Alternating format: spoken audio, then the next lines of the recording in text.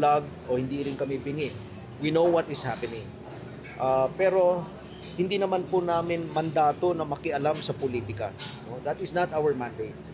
And sa nakikita naman po natin, umaandar naman po yung democratic processes. No? Nagkakaroon ng mga hearing. In fact, sabi nga ng mga tao, yung nangyari sa Senado na nagpalit ng liderato. No? Nanonood rin lang kami, but then somebody said that that is democracy working for us.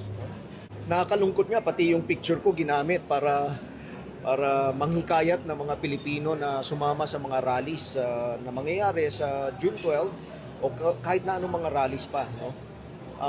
Sana po ay wag na nilang gawin yon, gamitin yung imahe ng Armed Forces of the Philippines para manghikayat. May mga nag-text rin sa akin na nagtatanong kung totoo nga ba na bumaliktad na ang Armed Forces of the Philippines. Hindi po totoo yun. No?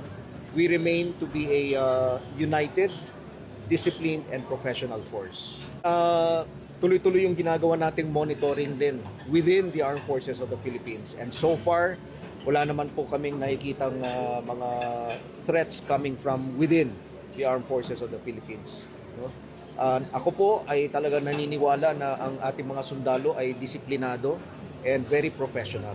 Kaya't coming from the commanders also on the ground, sabi nila wala sila nakikitang threat from inside.